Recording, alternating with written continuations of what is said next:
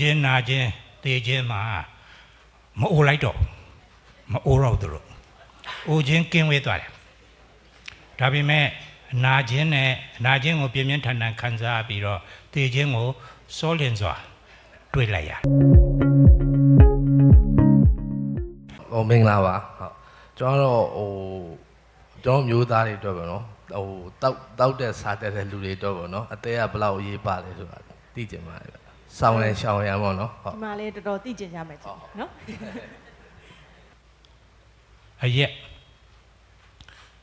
အရက်နဲ့ပတ်သက်လို့လူတိုင်းကိုတွားမင်းနော်အရက်မဆွဲဘူးပဲအရက်ဆွဲမဆွဲဘူးငါမတောက်ရင်ရတယ်ဒါပေမဲ့ဘာဖြစ်တာလဲတောက်တယ်နော်အရက်မဆွဲဘူးလို့ပဲပြောတယ်အရက်တမမအရက်ဆွဲတယ်လို့လက်မခံဟုတ်ပြီအဲ့တော့အရက်နဲ့ပတ်သက်ပြီးကျွန်တော်တို့ကဘာလုပ်နိုင်လဲ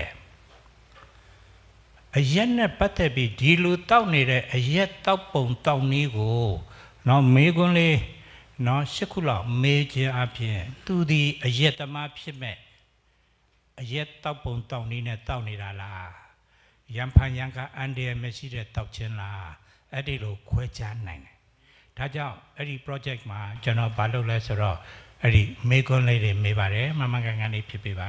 အဲ့လိုပြောပြီးတဲ့အခါမှာတချို့ကအသက်ငယ်ငယ်လေးနဲ့သူတောက်နေဖို့တောက်နေနေရအရက်သမားအရက်ဆွဲမဲ့အနေအထားရှိလာတော့ပြောပြပါတယ်ရှေ့ကျွန်တော်ရှေ့မှာတော့တော်တော်လေးလဲဟုတ်တယ်နောင်တရသွားပြီးတော့တော်တော်လေးကြောက်သွားတယ်โอเคခါလေးဖြတ်လိုက်တော့မယ်လဲပြောပါတယ်ဒါပေမဲ့နောက်တစ်လကျွန်တော်ပြန်ကြည့်တဲ့အခါโอเคတဝက်တော့ဖြတ်ဖြစ်ပါတယ်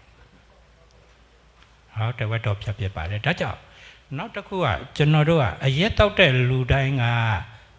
အရက်သမားဖြစ်မှာလားလို့မေးရင်အရက်တောက်တဲ့လူတိုင်းကအရက်သမားမဖြစ်ပါဘူးဒီမှာကြည့်မယ်ဆိုအရက်လူ100ရှိရင်အရက်မတောက်တဲ့လူကကဲထားလိုက်တော့50 60လောက်ရှိမယ်အဲ့ဒီမှာ20လောက်ကတောက်တဲ့ပြဿနာမရှိဘူးနောက်တစ်ခုကကြတော့ပြဿနာစလာပြီပြဿနာလေးတွေစရှိလာပြီဒါတဲ့ဆက်တောက်နေသူကအရက်ဆွဲသွားတယ်နောက်တစ်ခုကတော့ဖြတ်မရတော့အရက်နဲ့အကျိုးဆက်တွေအရက်ရဲ့အကျိုးပေးတာကိုခံရတယ်သူတို့ဒီကျွန်တော်တို့အိုချင်းနာချင်းတေချင်းမှာမအိုလိုက်တော့မအိုတော့သူတို့အိုချင်းကင်းဝေးသွားတယ်ဒါပေမဲ့နာချင်းကိုပြင်းပြင်းထန်ထန်ခံစားပြီးတော့တေချင်းကိုစောလင်စွာတွေ့လိုက်ရတယ်ဒါကြောင့်ကျွန်တော်တို့ကအရက်တောက်တဲ့လူတိုင်းကိုအရက်သမားလို့မဆွဲပါဘူးအရက်တောက်တဲ့လူတိုင်းကိုလည်းမတောက်ပါနဲ့လို့အတင်းမတားပါဘူးမတောက်နိုင်တော့အကောင်းဆုံးပေါ့ဒါပေမဲ့တောက်ခဲ့ရင်လည်းသူတောက်ပုံတောက်နည်းနဲ့နော်အဲ့တော့ပညာပေးခြင်းအဖြစ်အရက်ရဲ့ဆိုးကျိုးတွေမရှိအောင်လုပ်ချင်တဲ့အတွက်ဒီ project လေးမှာကျွန်တော်တို့အရက်နဲ့ပတ်သက်ပြီးမိခွန်းနေမေးပါတယ်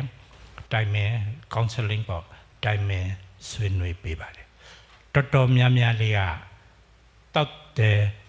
အရက်ကဘာဖြစ်တာလဲအသေးရောင်နေပြီဒါပေမဲ့လည်းဘာမှမခံစားတော့ဆက်တောက်နေကြတယ်အခုလိုဆက်လိုက်တော့တည်သွားတဲ့အခါမှာတဝက်လောက်ရက်ဖြစ်သွားတယ်ဆိုတော့လေတဝက်ကျွန်တော်တို့ကုညီနိုင်တာပဲဖြစ်ပါတယ်အမျိုးသမီးတို့ကကိုယ်အမျိုးသားအရက်တောက်နေတာကို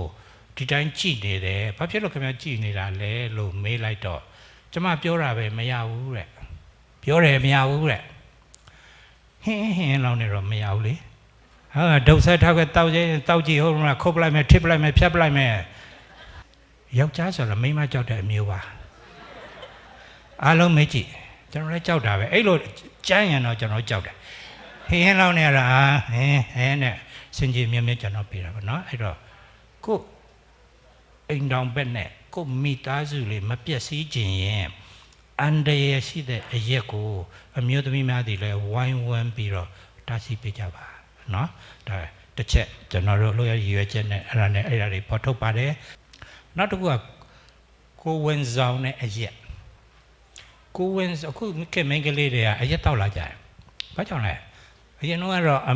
အဖေချေကပတ်စံလက်ဖြန့်တောင်းတယ်အကိုရီချေကလက်ဖြန့်တောင်းပြီးသူများပတ်စံနဲ့ရတာလေးနှခမ်းနေဝယ်ရပါဝယ်ရနဲ့မတောက်ဖြစ်ဘူးကိုပတ်စံကိုရှာလာတဲ့ခါကျတော့ကိုသုံးမဲ့ဟဲ့ဆိုပြီးတော့เนาะဒီအနောက်လွှမ်းဝါဒတွေကြောက်တ ကျွန်တော်တို့ကဘာဖြစ်လဲတောက်လာတာတွေ့ရတယ်ယောက်ျားကတစ်နေ့ကို2ခွက်တောက်လို့အန်တရယ်မရှိဘူးဆိုပဲမိန်းကလေးက2ခွက်တောက်ရင်အန်တရယ်ရှိတယ်အဲ့တော့မိန်းကလေးကအရက်နဲ့ပတ်သက်လာရင်ပို့ပြီးတော့ယောဂကိုပြင်းပြင်းထန်ထန်စောစောစီစီခံစားရတယ်နောက်တစ်ခုကကိုယ်ဝင်ဆောင်ချိန်မှာအရက်တောက်မှဆိုရင်ကလေးကမွေးရပါနော်ချွေရင်ချက်တွေနဲ့